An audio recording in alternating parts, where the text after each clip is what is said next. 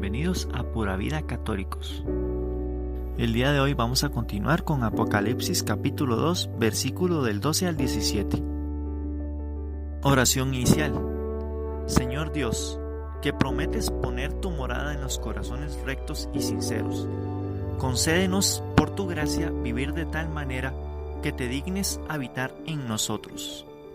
Que el mensaje que reflexionemos hoy en tu palabra del Apocalipsis la hagamos realidad en nuestras vidas. Que la fidelidad y la coherencia sean manifiestas en todas nuestras acciones. Por nuestro Señor Jesucristo, tu Hijo, que vive y reina contigo en la unidad del Espíritu Santo, y es Dios por los siglos de los siglos. Amén.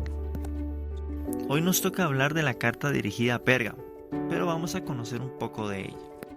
Pérgamo viene de la palabra pergaminos. Es la iglesia de los doctores y de las herejías hasta Carlomagno. Pérgamo es otra gran ciudad de Asia Menor, a 30 kilómetros al norte de Esmirna y 30 kilómetros del mar, situada en solitaria colina de 300 metros de altura, desde la que dominaba el amplio valle del Caico. Los reyes de Pérgamo habían fundado una gran biblioteca que competía con la de Alejandría, lo que dio origen al desarrollo de la industria del pergamino, que iba a sustituir el papiro para composición y escritura de los libros. Esta biblioteca en tiempos de Juan era riquísima, ya que tenía más de 20.000 volúmenes de libros. Era un centro de cultura, de arte, de política y de las diversas religiones admiradas por el Imperio Romano. Famosa por monumentos religiosos, el santuario de Zeus Soter, que significa Júpiter Salvador, con altar colosal, cuyos lados representaban la gigantomaquia, que era la lucha de gigantes con los dioses. El ambiente de la ciudad era de apertura doctrinal, de idolatría y de corrupción moral. Daban el culto de Esculapio, el dios de la medicina, que tenía como emblema una serpiente enrollada a cuya sombra nació el culto de la medicina. La serpiente ha sido también símbolo de Satanás desde las primeras páginas del Génesis. Quizá por eso se alude a que Satanás vive en esa ciudad. Pérgamo fue la sede en la que había un templo dedicado al emperador Augusto y otra a la diosa Roma. Además, difundía que César era Dios. Le dedicaron un altar a este y a la diosa Roma. Debían doblar la rodilla. Sobre los orígenes del cristianismo nada sabemos. El culto imperial vigoroso de Pérgamo, como el paganismo en todas sus formas, es considerado constantemente en el Apocalipsis como antítesis de la fe de Cristo. El remitente es Jesucristo, que es el que tiene la espada de doble filo.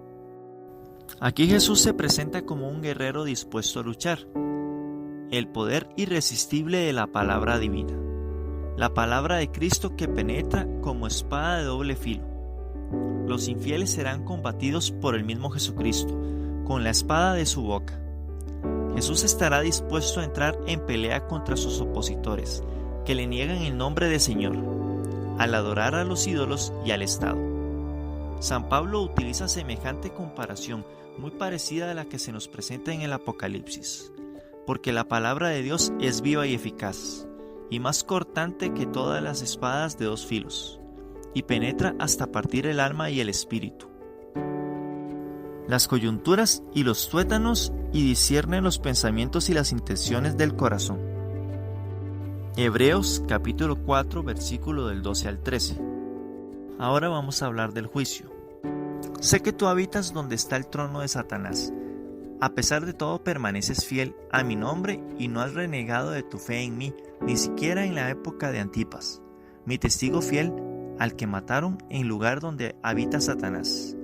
Sin embargo, debo reprocharte algo, y es que tienes adictos a la doctrina de Balaam, el que enseñó a Balac cómo debía seducir a los israelitas para que se prostituyeran comiendo los alimentos sacrificados a los ídolos. Tienes además partidarios de la doctrina de los Nicolaitas. Aquí Cristo alaba la fe y la fortaleza de esta iglesia. Se puede descomponer en tres partes. El primero es: sé que tú habitas donde está el trono de Satanás. El profesar ahí la fe cristiana ya es heroico. Ha habido incluso un mártir, Antipas, el fiel seguidor de Jesús. El segundo es: en medio de tantas dificultades, a pesar de todo, permaneces fiel a mi nombre. Este nombre, sobre todo nombre, es el del Señor. Y el tercero es que era una ciudad donde se adoraba al emperador. A este se le llamaba el Señor, y donde a Júpiter se le llamaba el Salvador. La Iglesia católica se sabe que solo tiene a Jesús como Salvador. La Iglesia de Pérgamo no ha negado el señorío de Jesús Salvador y de Yahvé. El tercero es que era una ciudad donde se adoraba al emperador. Este era el Señor, y a Júpiter se le llamaba Salvador. Se sabe que la Iglesia tenía a un solo Salvador, que es a Jesús. La Iglesia de Pérgamo no ha negado el señorío de Jesús Salvador, de Yahvé, y lo ha proclamado públicamente hasta ser perseguida por ello. Se le podía llamar trono de Satanás, a causa de sus templos, de sus cultos paganos y de su colegio sacerdotal. El templo de Zeus Sóter era el centro de culto imperial oficial y dominaba. Antipas sufrió la muerte, padeció bajo el mandato de Domiciano. Murió quemado dentro de un buey de bronce, al rehusar el culto al emperador de Roma y por no reconocerlo como el Señor.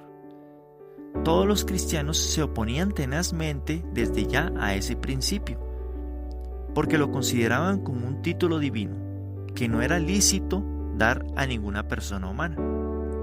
También en el martirio de San Policarpo, este se negó a pronunciar ese título, ya que lo consideraba una blasfemia.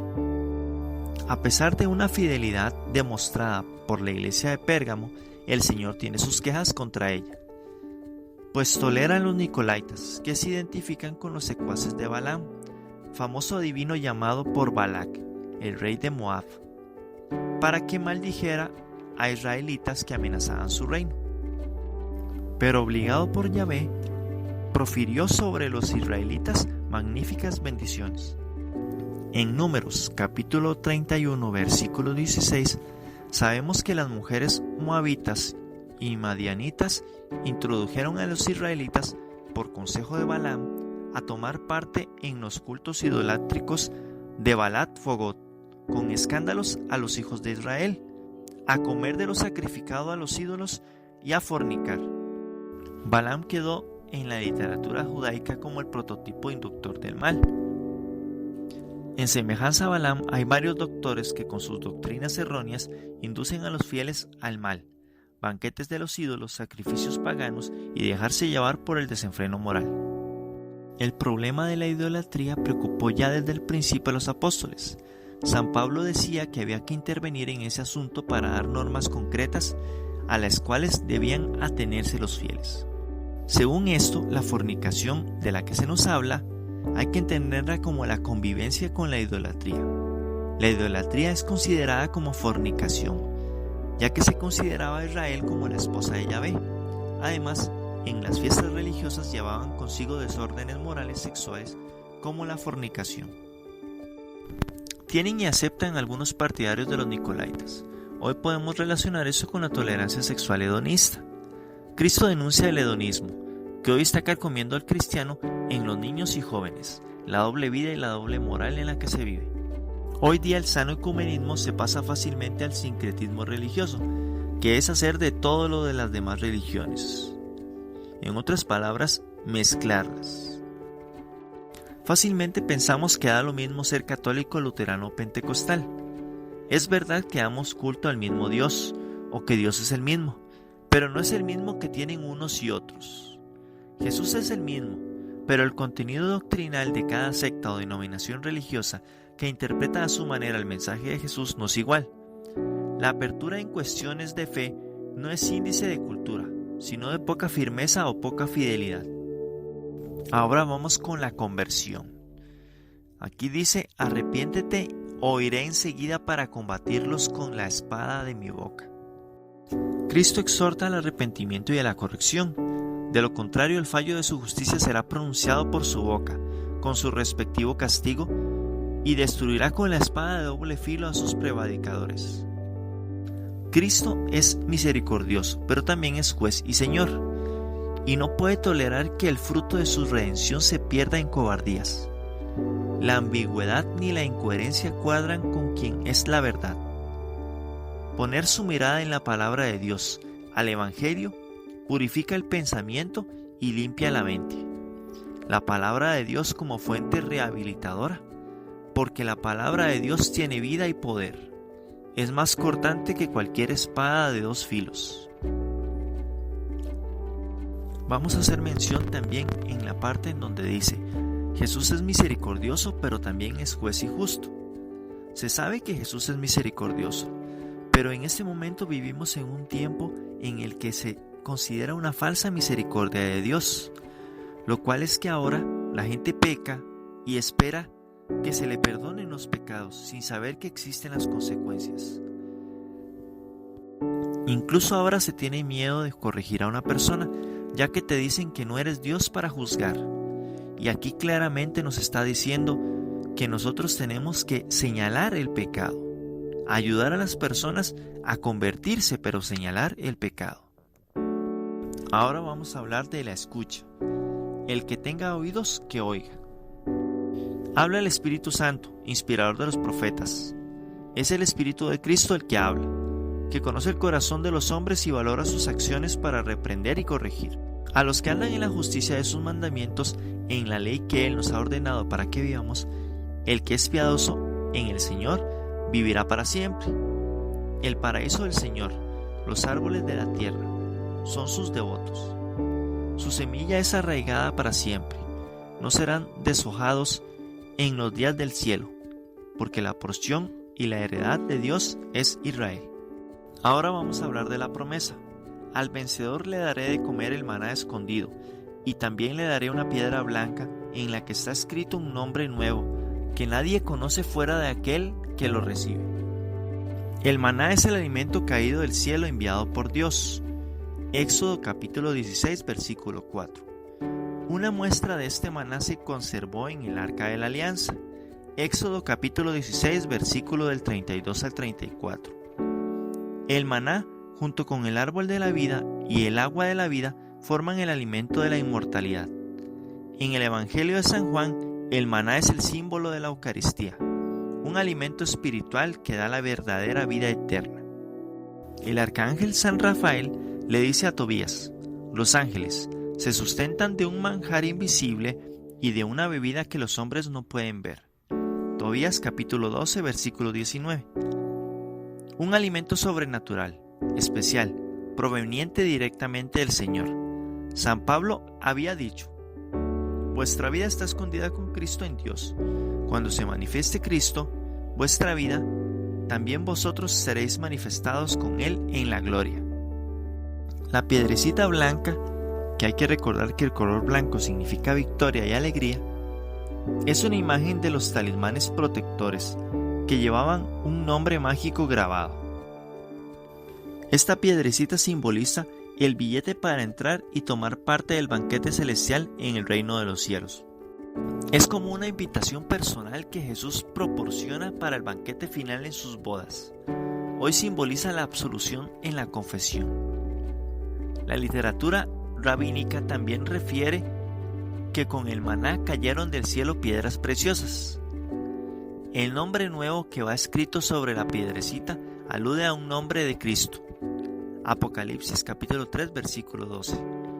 En Apocalipsis capítulo 19 versículo 16 se dice que Cristo lleva escrito sobre su manto su nombre que suena: Rey de Reyes, Señor de Señores.